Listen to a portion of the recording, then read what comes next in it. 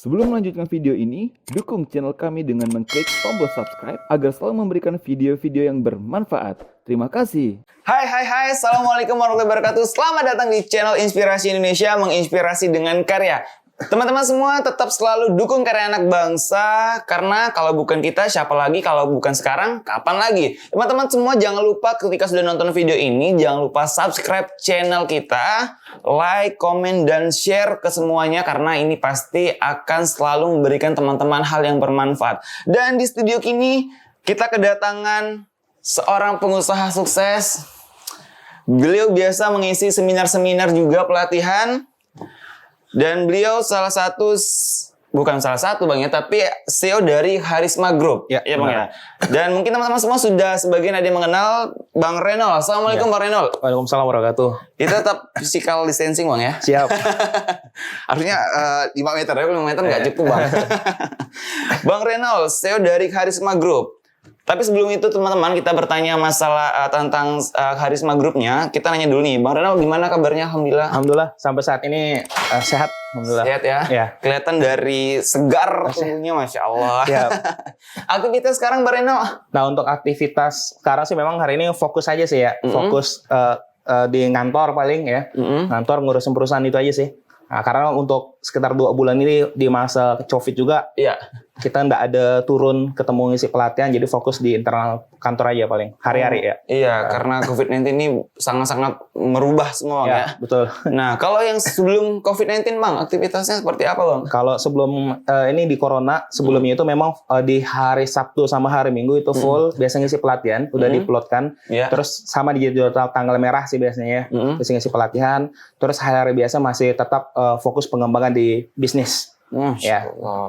Mbak Renal juga katanya seorang pembina untuk LDF dan Rohis juga Bang ya?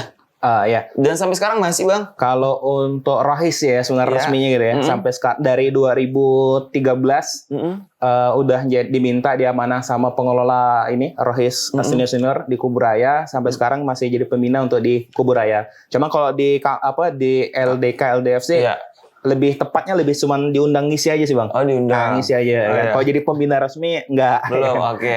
Tapi biasanya teman-teman mungkin adik-adik kayak sering konsultasi. Ya benar. Sharing lah lebih tepatnya. Sharing, nah benar. Kemudian Bang Renal juga katanya teman-teman pernah menjadi BEM nih, Fakultas Ekonomi pada tahun 2015 dan 2016. Iya betul. Berarti sekitar 5 tahunan. Betul. 5 tahun yang lalu. Bang Renal berarti lulus kuliahnya tahun berapa Bang? Kalau lulus di 2016. 2016? Ya, jadi pada saat saya 2016 akhir jabatan, itu sudah ngajuin seminar. Seminar kuliah, ya kan. Akhirnya begitu lulus, awal tahun, baru saya melakukan sidang. Ya kan. Itu saya baru masuk tuh Bang. 2016. Siap. Bang, ada pengalaman unik nggak pada saat menjabat sebagai BEM di Fakultas Ekonomi? Kalau untuk pengalaman unik sih, pada dasarnya untuk kesan sih pasti ada gitu ya. Tapi yang sangat menarik itu adalah ketika kita berada di organisasi, terus setelah selesai organisasi ada sesuatu yang bisa kita tinggalkan. Dan alhamdulillahnya hari ini ada 3 ya, yang itu menjadi visi kita ketika menjabat di BEM ya. Yang hari masih dipakai oleh BEM-BEM tahun kemarin bahkan yang terbaru ya. Yang salah satunya adalah visi kita bagaimana kita bisa mengangkat spiritualitas. Akhirnya pada saat penerimaan mahasiswa baru di PMB itu, kita membuat program setiap pada hari ketiga ya. Hari ketiga itu dikelola sama UKM-UKM agama, dan sampai sekarang program itu masih ada. Nah, itu pertama kali kita buat. Terus yang kedua adalah kolaborasi antara organisasi yang ada di fakultas, baik itu UKM, HMJ.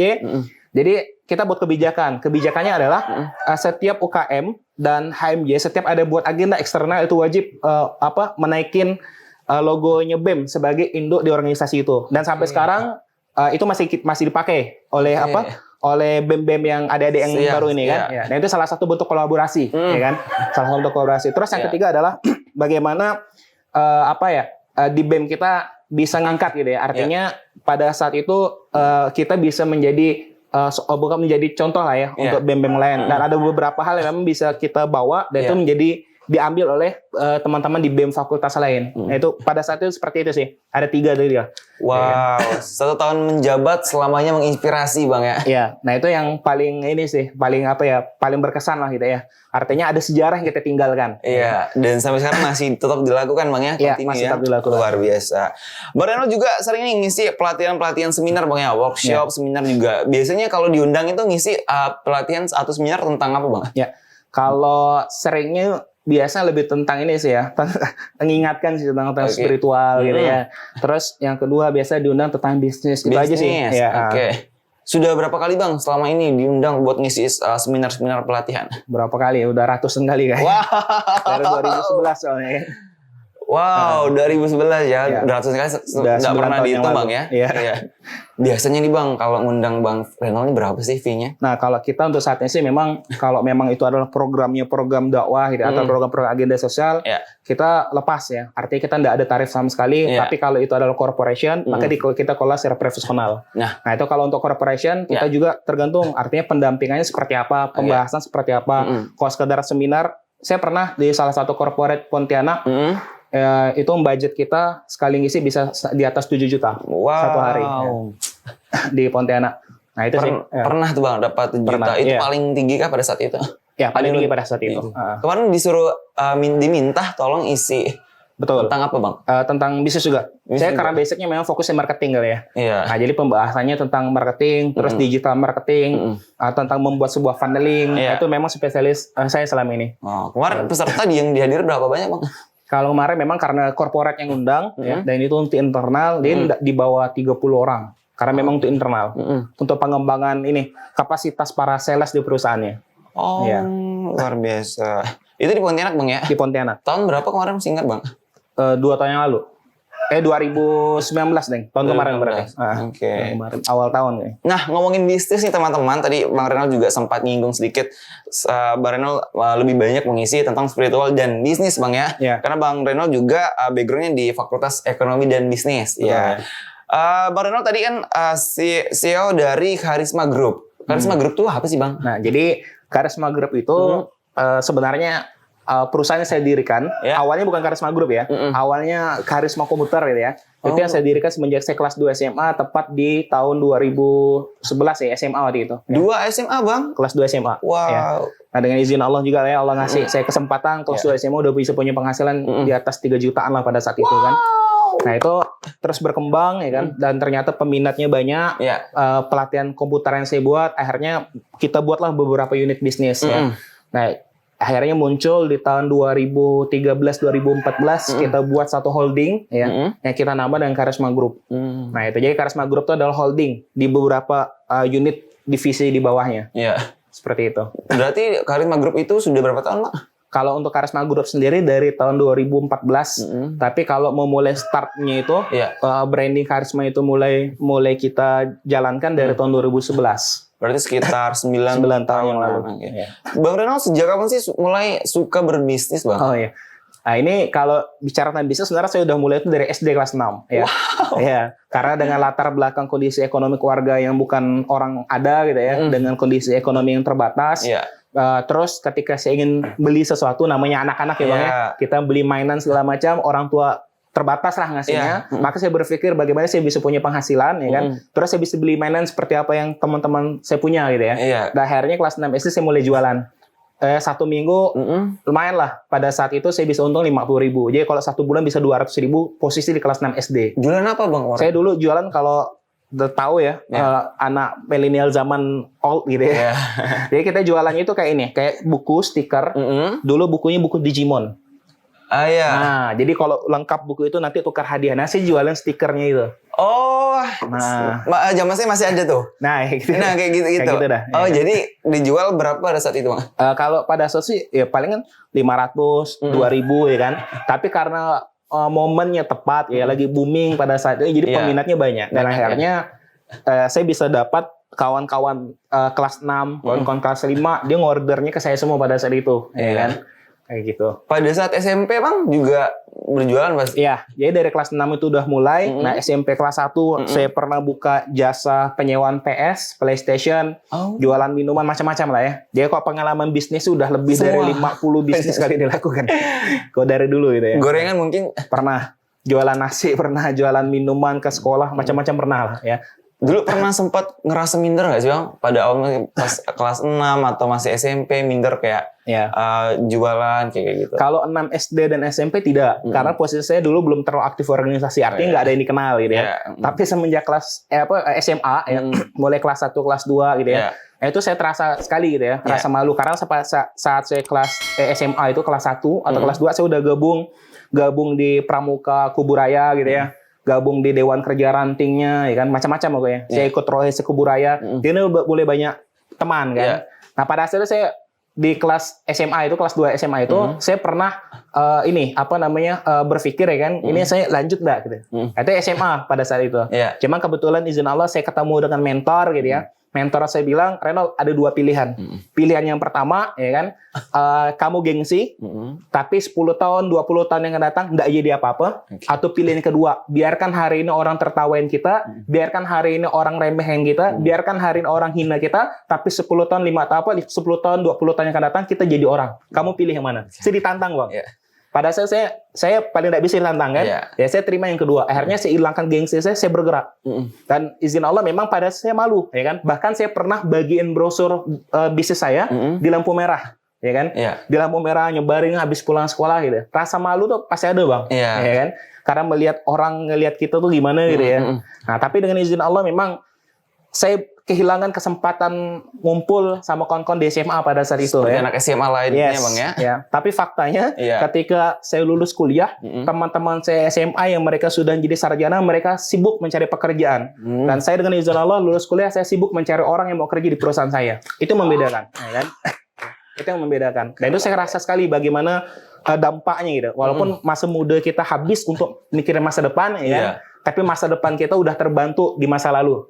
Nah, itu. Tapi mereka-mereka yang harusnya sibuk dengan masanya, dengan masa mudanya, belum tentu masa depannya juga terjamin gitu ya. Benar sekali. Gitu. Jadi Om cerita bahwa membagikan brosur pada saat pulang sekolah. Itu brosur bisnis apa Bang? Itu waktu itu yang 2011, yang ketika saya mulai itu kursus komputer, pelatihan komputer. Yang melatih Abang sendiri? Saya yang marketingin, saya yang jadi admin, saya yang ngajar, uangnya juga untuk saya waktu itu. Saya yang bagi juga untuk diri saya. Ya kan? Karena memang start mulai hanya sendiri pada saya, tunggal. Ya kan? Berarti pada saat itu memang Abang sudah menguasai tentang komputer. Ya, karena basicnya dari kecil namanya kita anak-anak ya. Saya kelas 6 SD, kelas 4 SD, kelas 5 SD itu udah punya 1 unit komputer yang sebenarnya 1 unit ini dinisbahkan untuk kakak saya kuliah ya kan. Tapi saya oper-aprik untuk main game gitu ya. Saya oper-aprik untuk cobain-coba itu, jadi udah punya basic lah untuk ngurusakin komputer pada saat itu. Itu pada saat komputer yang masih bentuk tabung gitu Bang? Betul, tabung. Nah, sehingga Bang coba belajar seperti itu. Pada akhirnya ketika SMA, coba nih memberanikan diri Bang ya? Nah, pada saat itu awal-awal sudah membagikan brosur dan sebagainya macam. Adakah yang berminat nih pengen mengikuti kursus atau pelatihan yang Abang dibuat pada saat itu? Nah, itulah uniknya gitu ya. Jadi ketika saya coba gitu ya, saya nyoba brosur, ternyata peminatnya banyak. Dan saya benar-benar dulu berawal dari di unit komputer dan semuanya komputer bekas. Ya kan, komputer tabung yang saya beli harga 500.000 minjem uang orang tua ya kan. Saya bikin kursus, dan yang paling mainstreamnya adalah tempat yang saya pakai itu rumah orang tua, tapi bukan di ruang tamu, tapi di ruang TV. Di dalamnya lagi gitu kan. Dan ada orang yang mau kursus yang mau ikut ada gitu ya. Maka saya sangat berjasa lah untuk orang-orang yang percaya dengan tempat pelatihan kita ketika pertama kali didirikan gitu ya. Jadi benar-benar start dari nol modal pada saat itu. Karena sebelum 2011, artinya 2010, 2009 sudah punya bisnis, tapi pas bertepatan di tahun 2011 bisnis sebelum saya itu bangkrut ya. Saya buat event organizer pada saat itu, ngundang salah satu narasumber ya kan. Kita udah nyetak poster segala macam tersebar ya. Dan alhamdulillah yang ikut pelatihan cuma 3 orang ya. Dan uang saya habis pada saat itu kan. Nggak punya apa-apa lagi. Saya bingung ya kan. Saya baring di kamar. Akhirnya saya dapat ide adalah ya kan. Kenapa saya nggak buka pelatihan komputer gitu ya. Komputer kembali Bang ya? Iya, komputer kembali. Karena sebelumnya bukan komputer. Oh. Sebelum 2010 ke bawah tuh bukan komputer. Banyak macam-macam. Jualan pulsa pernah 3 tahun, ya kan? Terus jualan sewa PS tadi macam-macam pokoknya. Ya kan? Apa yang membuat Abang sehingga memutuskan untuk memberanikan diri membuat usaha event organizer pada saat itu? Oh iya, karena saya sebenarnya senang gitu ya, ketika istilahnya saya dapat benar-benar penguatan tentang bisnis, saya dapat lingkungan bisnis, saya berkumpul di salah satu komunitas bisnis besar di Pontianak, yang isinya dulu ada pemilik Pegasus gitu ya, dan pengusaha-pengusaha besar lah, dan saya merasa ada dapat hikmah banyak di situ. Makanya saya pengen kebaikan ini saya bawa ke masyarakat Kuburaya ya. Tapi qadar Allah nggak Allah izinkan gitu ya. Akhirnya itu motivasi saya kenapa saya buat IO pada saat itu. Hanya modal semangat sih sebenarnya. Oke. Modal semangat. Kemarin ngundang siapa Bang? Kalau waktu itu ini Pak Maman ya. Pak Maman ELC. Kalau sekarang ELC. Oh, ELC. Iya. Maksudnya kemarin Abang nggak yang kayak buat strategi impact besar ketika mengundang Pak Maman tuh seperti apa, audiensnya seperti apa pada saat itu? Nah, karena dulu memang kita kalau bahasa saya sekarang tuh marketing brutal gitu ya. Sembarang promosi aja. Jadi kita nggak mikir sampai sejauh itu gitu kan. Karena dulu ilmu marketingnya nggak ada. Yang penting nyebar brosur, pasang poster, jadi. Dan ternyata ya kalau kita sekarang udah belajar itu nggak efektif sebenarnya. Mungkin kurang bagus juga strateginya waktu itu. Nah, kayak gitu sih Bang. Berarti pada saat itu kemarin rencana buat eventnya di mana Bang, gedung mana? Di ini aula Bupati. Pada saat Bupati Kuburaya. Tapi tidak aula yang sebagus sekarang. Dulu masih kecil banget. Oke. Dan itu kemarin Abang sempat bayar nyewa juga? Iya. Berapa? Makanya habis waktu itu dulu 500.000 biaya kebersihan ya. Kalau sewanya enggak, kebersihan saja. Karena punya pemerintah Bang ya, seperti itu. Pak Mamunnya sendiri kemarin itunya berapa? Nah kebetulan karena beliau juga salah satu mentor saya, jadi dengan kondisi kayak gitu, beliau 100% full support ya. Jadi beliau enggak ada biaya manajemen segala macam, enggak ada beliau pada saat itu ya. Karena memang semangat juga ngebantuin saya pada saat itu sih. Teman-teman yang pada saat mengikuti seminar itu mesti bayar berapa? Seingat saya sih 50 atau 75.000 pada saat itu. Nah, ketika tahu 3 orang yang datang pada saat itu, apa yang Abang rasakan? Wah, seperti apa? Ya udah, pada saat itu jalanin sampai acara itu selesai kan. Nah, besoknya baru kita mikir kayak evaluasi gitu ya. Ini apa nih kekurangan kesalahannya gitu ya. Tapi pada dasarnya putus asa tidak ya. Maka akhirnya setelah uang itu habis semuanya, uang saya untuk bangun IO itu habis, saya bangun lagi usaha yang tadi kursus komputer terus bergerak lah, ya kan. Sampai sekarang dengan izin Allah ya. Berarti 9 tahun berjalan. Nah. Ternyata total yang sudah dihabiskan pada saat IO kemarin nggak banyak ya, 2 jutaan. Tapi lumayan untuk anak SMA ya dengan nilai segitu. Karena kan belum tiket pesawat juga Abang nanggungin. Oh enggak, kebetulan beliau orang Pontianak. Iya. Jadi low budget lah. Oke, Bang Renal, tadi Bang Renal cerita bahwasanya Bang Renal sempat ngedown juga pada saat ketika bisnis IO itu lumayan itu Bang ya. Nah, apa pada saat itu yang membuat Bang Renal tuh menjadi kuat bangkit kembali pada saat itu? Nah, sebenarnya adalah visi sih ya. Artinya kita memulai sesuatu kan kita harus punya alasan gitu ya. Kenapa kita harus berjuang gitu kan. Nah, karena saya punya visi pada saat itu, saya mimpinya adalah bagaimana saya bisa punya perusahaan besar gitu ya. Saya bisa punya pendapatan banyak dan niatnya wallahi taala pada situ saya pengen bantu banyak orang ya. Karena saya ngerasa bagaimana ndak enak jadi orang ndak punya gitu ya. Ndak enak jadi orang miskin. Susah ini susah itu saya sudah merasakan momen itu. Maka saya punya mimpi adalah bagaimana orang-orang sekeliling saya, orang-orang sekitar saya tidak ada yang boleh susah lagi seperti saya. Nah, visi ini yang membuat saya kuat untuk terus bergerak gitu. Visi ini juga menjadi power ketika saya bangkrut berkali-kali untuk bangkit lagi gitu ya. Karena hidup ini kan bukan hanya bicara tentang kita, tapi hidup bicara tentang orang lain yang sekeliling kita. Bagaimana kita bisa menjadi wasilah, bagaimana kita bisa menjadi sarana untuk orang-orang bisa bertumbuh dan berdaya bersama kita di sekeliling kita. Itu visi saya ketika saya dulu ya di SMA. Ya memang yang menanamkan visi ini adalah ketika saya gabung di Rohis, ketemu dengan mentor-mentor mereka yang banyak mengajari saya tentang itu. Tadi Bang Renal juga cerita bangkrut, bangkit sampai saat ini Bang Renal merasa bangkrut itu sudah berapa kali, Bang? Kalau berapa kali kayaknya puluhan sih udah kali ya.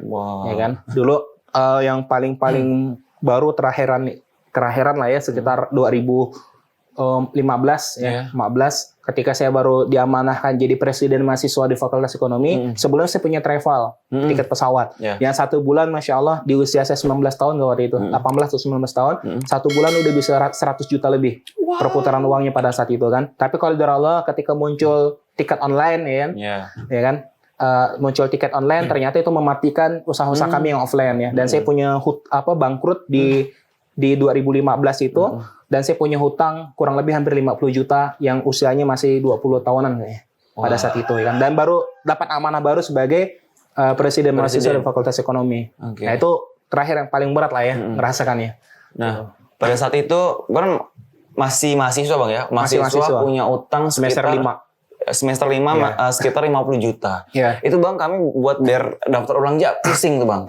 Nah kalau Baratno sendiri 50 juta itu gimana buat lunasinnya dan pasti kepikiran Bang kan pastinya. Betul. Nah, itulah uniknya gitu ya. Jadi fase ini kenapa saya pada saat itu bangkrut ya. Memang ketika kita awal evaluasi secara logika dan secara strategis memang kita kalah dengan tiket-tiket online gitu ya. Tapi pada prinsipnya ketika kita melihat dari behind the scene, dilihat dari belakang layar, sebenarnya bukan itu ya. Itu hanya sebagai pemantik ya kata Allah gitu ya. Tapi memang salah satu yang membuat saya habis pada itu adalah saya lupa diri ya. Ketika saya punya perputaran uang 100 juta dikocek tiap bulan di semester 5 udah bisa dapat bersihnya 15 sampai 20 di usia sangat muda sekali ya. Saya waktu itu udah lupa diri, artinya niat baik saya untuk bantu orang segala macam tuh udah mulai pudar. Ya kan akhirnya Allah tegur tuh. Allah tegur, Allah habiskan saya ngulang dari nol dan semua harta saya punya 5 rekening di ATM semuanya di bawah 100.000 uangnya. Dan saya punya hutang hampir 50 juta. Apa yang saya lakukan? Saya ketemu lagi guru-guru saya banyak belajar sama mereka ya. Guru-guru saya ngajarin saya untuk back to Quran. Balik lagi sama Quran. Banyak-banyak tobat lagi sama Allah. Dekatnya lagi saya menciptakan dunia yang ngasih rezeki sama kita. Dan itu yang saya lakukan. Maka saya agak bingung sebenarnya pada saat itu usaha udah habis bangkrut-bangkrutan. Kalau saya hitung, saya butuh 3 tahun untuk mengembalikan 3 tahun sampai 4 tahun. Tapi apa yang terjadi? Allah ceritanya beda. Cukup waktu 7 bulan sampai 10 juta, itu 10 bulan, hutang saya hampir lunas pada saat itu. Ada rezeki-rezeki yang memang tidak disangka-sangka ya. Kalau Allah firmankan dalam surah At-Talaq, "Fama yattaqillaha yaj'al lahu makhraja." Barang siapa yang bertakwa kata Allah, maka buka jalan keluar. Fairzuqu min haitsu la tahtasib, dan Allah akan ngasih rezeki yang tidak disangka-sangka. Maka kuncinya lah back to Allah, kembali taat. Kembali dekat sama Allah. Dan itu yang saya lakukan Bang. Kalau saya dapat proyek, ada orang yang beli tiket sama saya itu kurang lebih 80 tiket. Ya kan 80 tiket. Ya itu dapat ya lumayan lah. Bisa 10 sampai belasan juta kan. Terus ada lagi dapat project lagi ya. Nah itu enggak sangka-sangka gitu ya.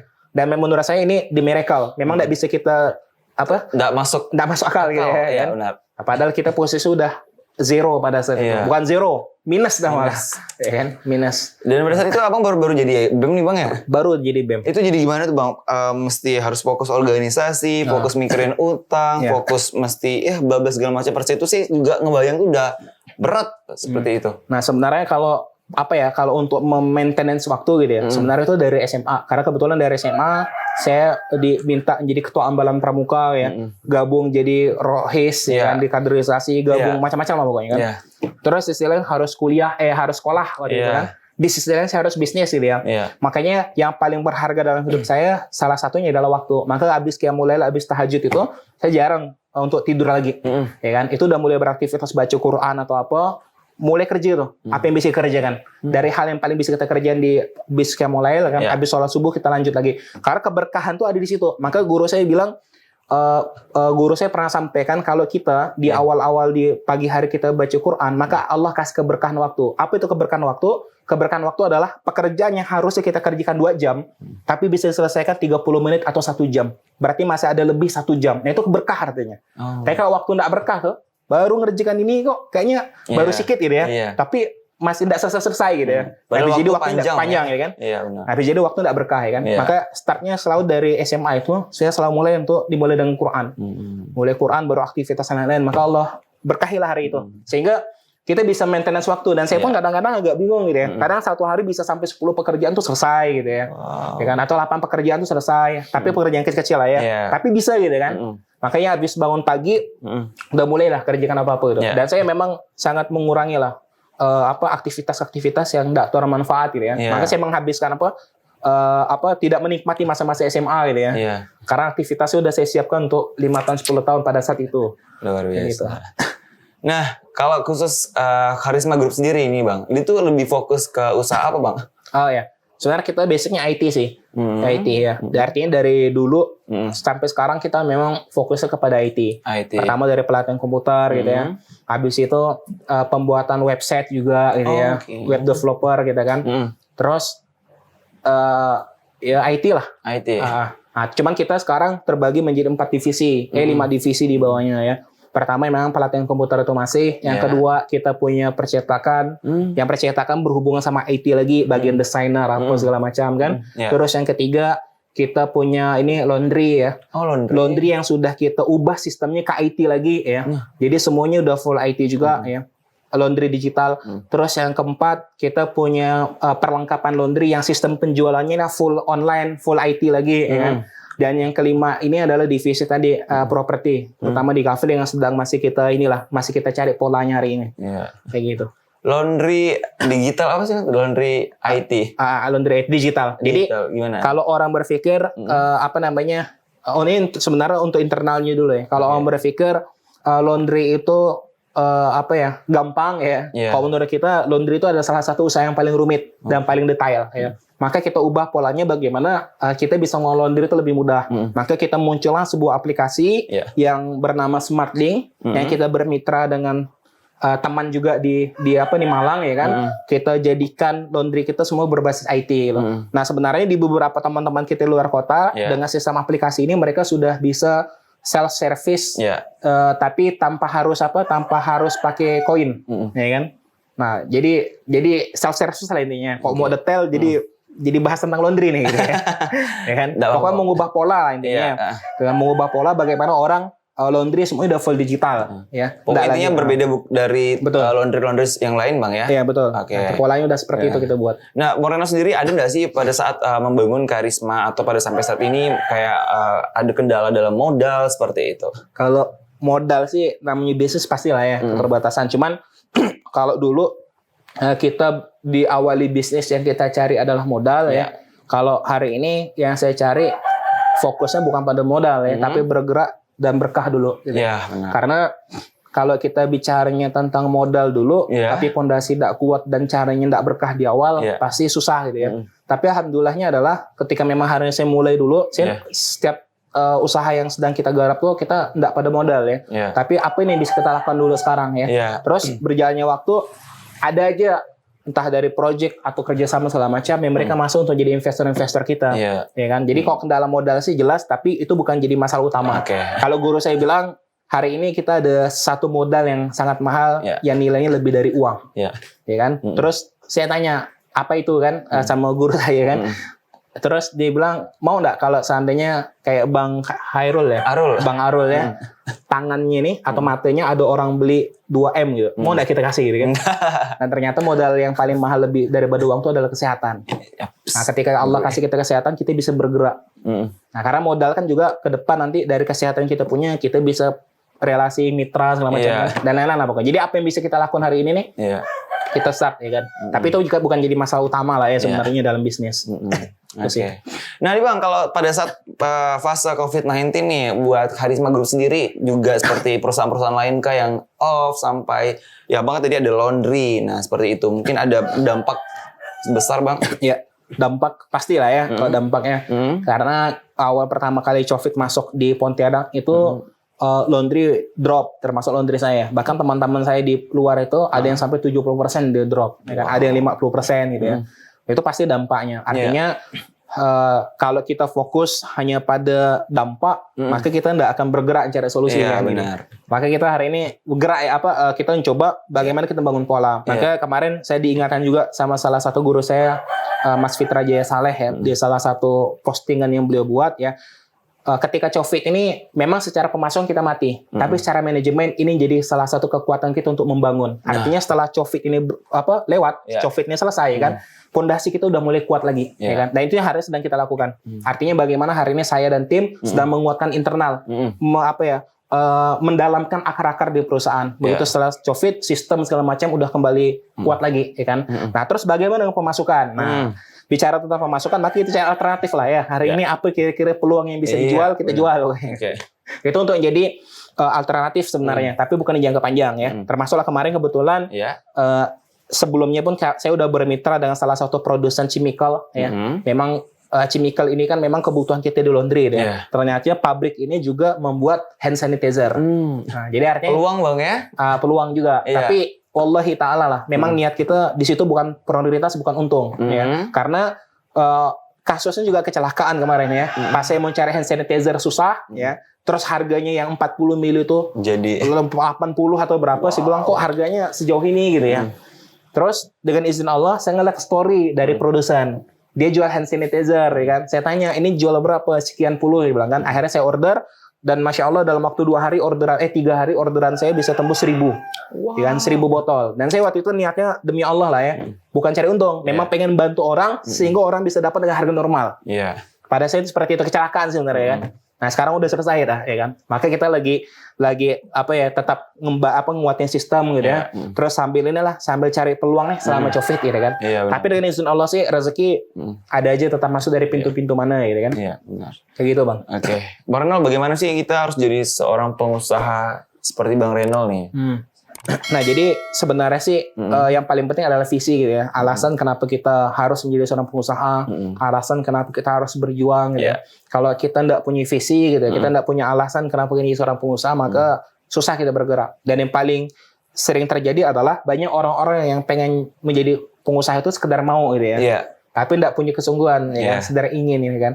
Nah, tapi kalau mereka punya alasan ya kan, mereka punya kekuatan lah ya, alasan kenapa mereka strong why gitu ya. Kenapa mereka harus berjuang, maka insya Allah lah apapun bisa dilakukan. Maka saya sering sampaikan dengan adik-adik mahasiswa ya, hari ini kalau kita belum bisa ngasih sesuatu sama orang tua, minimal kita tidak membebani orang tua. Gimana caranya? Minimal kita bisa punya penghasilan sendiri. Kalau biasa orang tua sering ngasih 1 juta, sering ngasih 500.000 atau berapapun kita setiap bulan di Pontianak dari kampung, maka minimal uang jajan tidak habis sama orang tua. Minimal itu yang bisa kita lakukan. Nah, tapi kalau ini tidak jadi visi, ini tidak jadi kekuatan kita untuk bergerak, ya kan? Maka ya susah, ya kan? Kita mau kasih materi motivasi dari luar negeri sekalipun, tapi kalau mentality kita kayak gitu susah, ya kan? Maka yang paling penting dalam bisnis ini kan sebenarnya adalah mental, ya. Mental. Bang Renol sendiri kan pasti kalau jadi pengusaha nih sering belajar juga Bang Renol ya pasti ya. Mungkin ke guru-guru yang luar biasa, mengikuti seminar-seminar yang luar biasa. Kalau Bang Renol sendiri pernah mengikuti seminar itu dengan siapa dan paling mahal berapa tarifnya Bang? Banyak sih ya. Tapi yang paling benar-benar berkesan itu ketika saya berangkat di Malang gitu ya. Itu ada 2 tingkat ya yang saya ikuti kurang lebih hampir 20 jutaan. Ya kan? Dalam sekali 2 kali. 2 kali. 2 kali ya kan. Sekali berangkat itu bisa 10 jutaan sama investasi kelasnya juga kan. Artinya menurut saya memang yang paling salah satu kekuatan kita itu memang harus belajar nih secara pengusaha gitu ya. Karena itu juga bagian daripada modal kita. Itu sih. Ya kan? Tapi worth it Bang. Iya. Iya kan? Karena memang berdampak sekali dengan perusahaan kita ya kan. Berdampak sekali. Oke. Bang, sedikit doang pesan-pesan buat teman-teman semua yang mungkin sedang menonton nih, ternyata lagi pengen jadi pengusaha nih.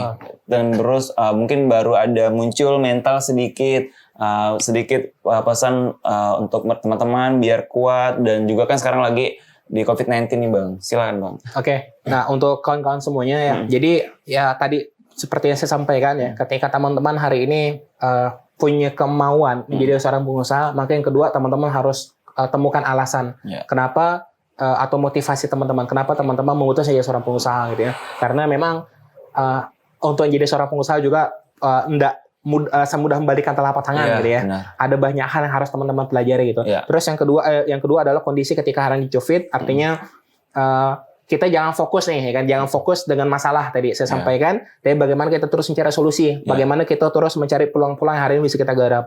Artinya jangan malu lah untuk memulai gitu ya. Biar orang lain caci maki kita, biar orang ngine-ngine kita, biar orang lain jatuhin kita, enggak apa-apa ya.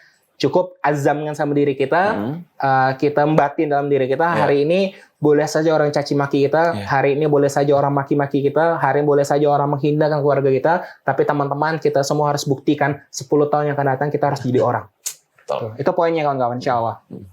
Pokoknya cacian teman-teman di luar kita cuci dengan prestasi Bang ya. Iya. Dan kita buktikan tadi kata Bang Renal. Bang Renal terima kasih banyak sudah hadir di channel Inspirasi Indonesia. Insya Allah mungkin kita undang lagi episode berikutnya mungkin lebih mendalam masalah bisnis atau masalah laundry sebagainya Bang ya. Insya Allah Bang ya. Siap Bang ya. Oke teman-teman semua terima kasih banyak sudah menonton video ini. Semoga bermanfaat teman-teman. Kita tidak akan pernah lupa nih Bang selalu mengingatkan teman-teman harus selalu menjaga kebersihan, menjaga kesehatan. Kemudian jangan lupa rutin cuci tangan dan jangan lupa kalau keluar menggunakan masker. Bang Renal tadi kesini juga pakai masker kan? Ada. Nah makanya teman-teman semua jangan lupa terus dukung karya anak bangsa dengan subscribe channel ini Inspirasi Indonesia menginspirasi dengan karya. Jangan lupa like, komen dan share ke teman-teman semua karena ini pastinya bermanfaat untuk teman-teman semua. Baik semuanya, saya undur diri. Saya Arun Maulana dan Bang Renal. Yes. Terima kasih banyak. Sampai jumpa. Assalamualaikum warahmatullahi wabarakatuh. Assalamualaikum warahmatullahi wabarakatuh. Kawan-kawan, perkenalkan saya Renal. Hari ini dengan izin Allah saya diundang di Inspirasi Indonesia. Untuk teman-teman semua jangan lupa like, komen video ini ya dan subscribe channel kita ya untuk tetap menginspirasi dengan karya. Assalamualaikum warahmatullahi wabarakatuh.